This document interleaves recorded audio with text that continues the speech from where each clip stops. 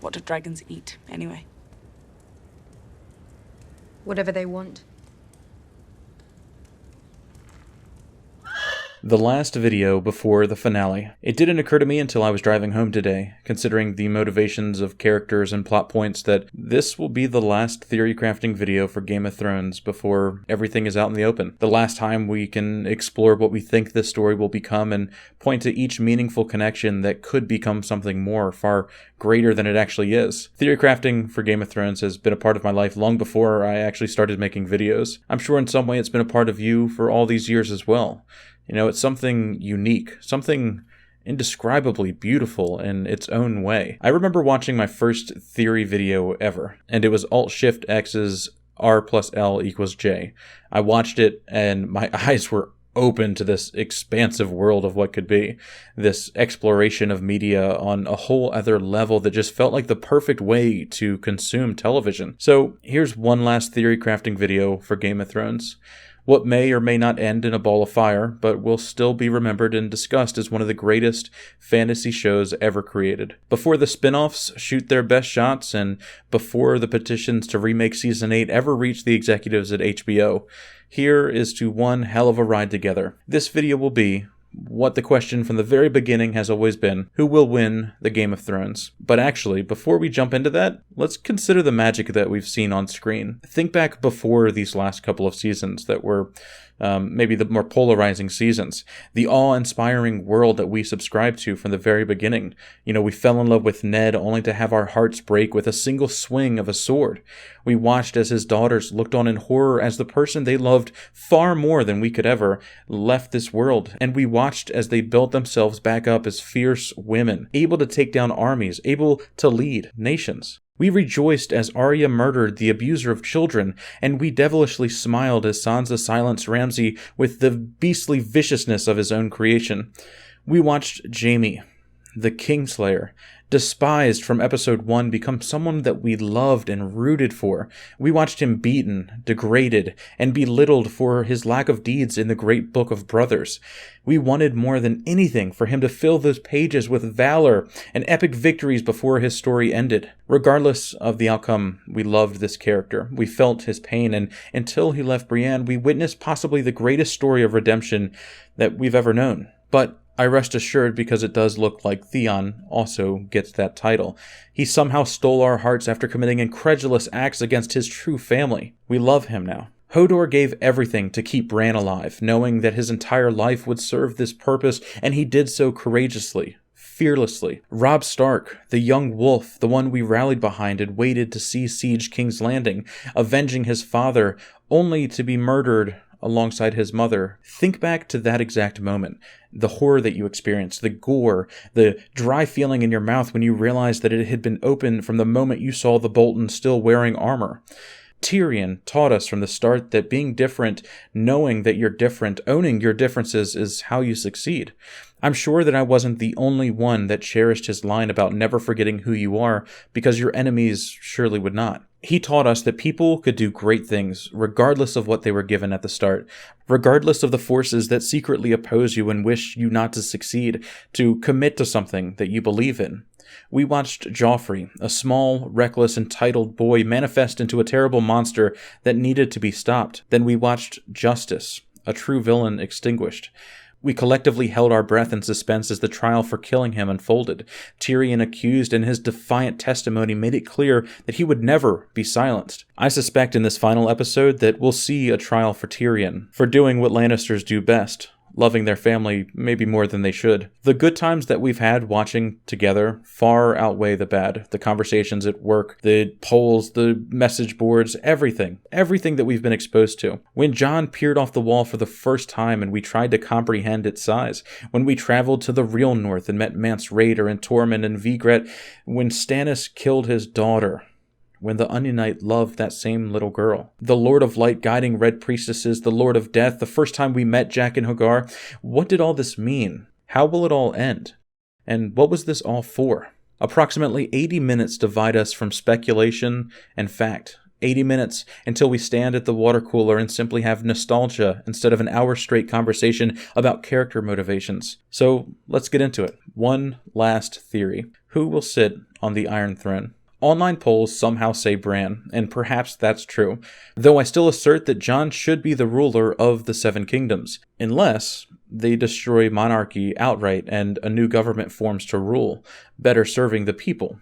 Which I think is also likely. This has been hinted at by Tyrion seasons ago and kind of makes sense now. My hopes are honestly on Jon though, and maybe the Starks overall. Since Arya has now killed the Night King and only Dany remains as the big bad, I assume his story will end with the murder of Daenerys, making that the purpose that he was brought back to life.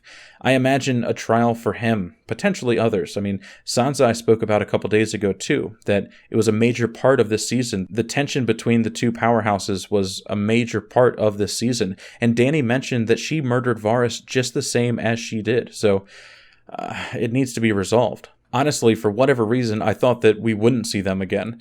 But then it hit me, unless we see them again, the last scene that we'll ever get of Brienne is her in her robe begging Jaime to stay. And I will be the saddest person on planet Earth if that's the case. So yeah, I think we'll see some time pass from the burning of King's Landing to the meeting of some kind. And I'm thinking a trial makes sense. And in light of speaking about Tyrion being on trial for the murder of Joffrey, and how amazing those scenes were, I imagine they may do that again and put him on trial. Because after all, he did just commit treason by letting his brother out. And Dany did tell him that one more mistake and you're done. Yeah, so Tyrion, Sansa, probably on the chopping block, and perhaps Jon too.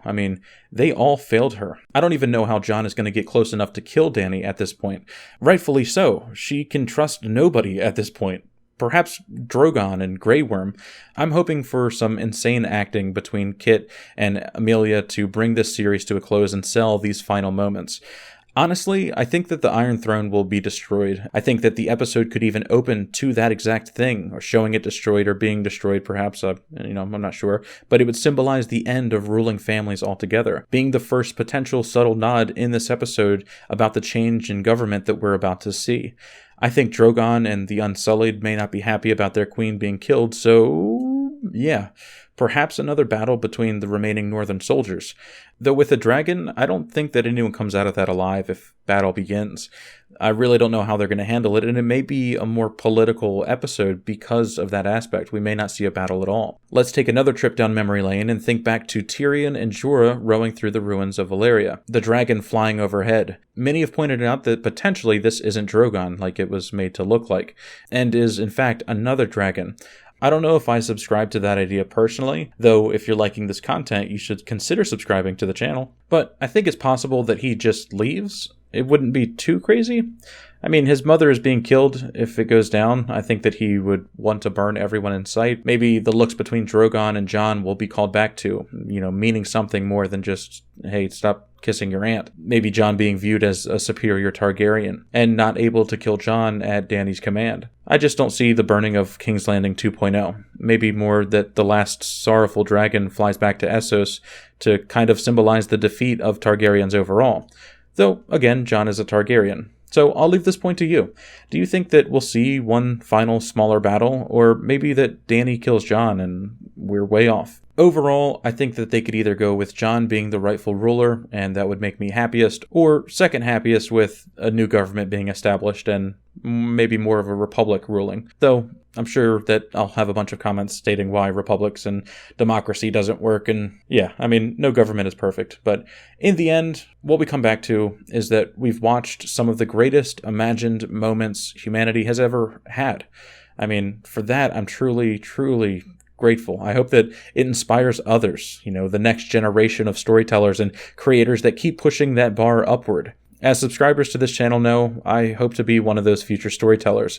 And for those that don't, I have a book coming out very, very soon. It's a sci-fi novel titled Cyclic, and I just received the third round of edits from my editor, sitting around 72,000 words. It revolves around the idea that a technology could one day become so far integrated with our thoughts that we could control a programmable liquid metal simply by thinking about it. The story follows an underachieving lead thrown into a world that he never knew existed, until it was discovered that he had certain traits which make him particularly skilled with this technology. He must rebuild himself after loss while battling the morally gray issues we'll experience with future technologies. It's a story that I hope builds to a single jaw-dropping twist, and I can't wait until people read it and speculate about what it's going to be. Early reviews are, phenomenal. Uplifting, even. I've had conversations about a sequel already, and the book's not even out. This is the first time that this has ever been announced publicly, and I'm so incredibly glad to announce that Nerd Soup, In Deep Geek, and Vanessa Cole from Watchers on the Wall will all be doing advanced reads for their reviews as a part of this launch. There's still not a release date yet. I don't want to put out something that I don't support 100%, so some fine-tuning that needs to happen still, and it will be ready to go. If you are interested, follow me on Twitter for updates, and if you're interested, follow me on Twitter for Game of Thrones memes, which I give arguably more and better Game of Thrones memes than updates on this book. So I do hope that you consider checking this out. It's been years in the making and comes with all the twists and turns that you could want while world building an environment that I know that you'll want to immerse yourselves in once you get inside. Thank you all so much for watching, and let's get ready for one final episode of Game of Thrones. Big shout out to everyone that supports this channel, including Chris Cole and Michael Link, who are the top donators on Patreon right now. Much love, everybody, and I can't wait to talk to you all again very soon.